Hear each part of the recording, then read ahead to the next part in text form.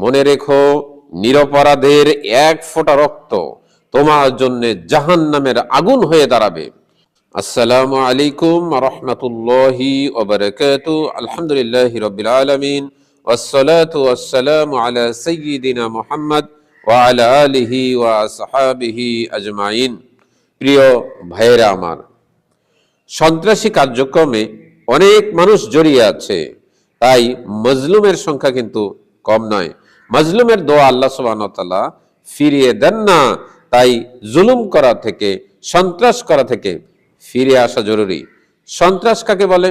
সন্ত্রাস হচ্ছে ভয়ভীতি প্রদর্শন করা, আতঙ্ক সৃষ্টি করা, অন্যায়ভাবে কাউকে হুমকি দেওয়া, অন্যায়ভাবে মানুষের গায়ে হাত তোলা, অন্যায়ভাবে মানুষকে হত্যা করা, এগুলো হচ্ছে সন্ত্রাসী কার্যক্রম।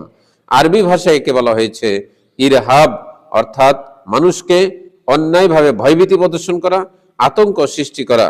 আরো বলা হয়েছে ফাসাদ, অর্থাৎ অশান্তি, নৈরাজ্য সৃষ্টি করা। যেই ব্যক্তি অন্যায়ভাবে কারো গায়ে হাত তোলে, সেই ব্যক্তি আল্লাহর আরশ কাঁপিয়ে ফেলে। সন্ত্রাসীর হাতে থাকে অস্ত্র, মুমিনের হাতে থাকে দয়া। ইসলাম কখনো জুলুমের পক্ষে নয়, ইসলাম জুলুমের বিপক্ষে বজ্র কণ্ঠস্বর। মনে রেখো, নিরপরাধের এক ফোঁটা রক্ত তোমার জন্য জাহান্নামের আগুন হয়ে দাঁড়াবে। কোরআনুল কারীমের সূরাতুল মাইদার 5 নম্বর সূরার 32 নম্বর আয়াতে আল্লাহ সুবহানাহু ওয়া তাআলা বলছেন, মান কাতালা নাফসাম বিগাইরি নাফসিন আও ফাসাদিন ফিল আরদি ফাআন্নামা কাতালান নাস জামিআ।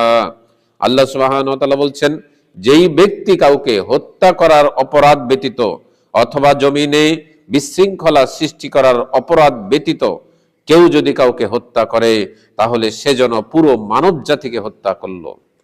পুরো মানব জাতিকে, একজন ব্যক্তিকে হত্যা মানে পুরো পৃথিবীর মানুষকে হত্যা করা।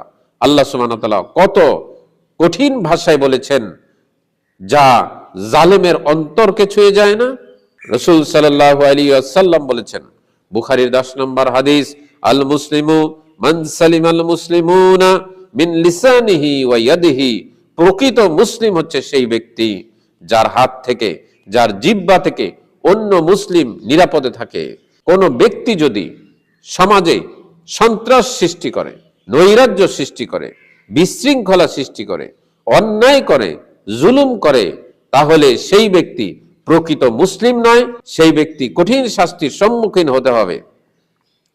ইসলাম কখনো সন্ত্রাসের পক্ষে নয়, ইসলাম হচ্ছে শান্তির পক্ষে। ইসলাম কখনো ধ্বংসের পক্ষে নয়, ইসলাম হচ্ছে মানবতার পক্ষে।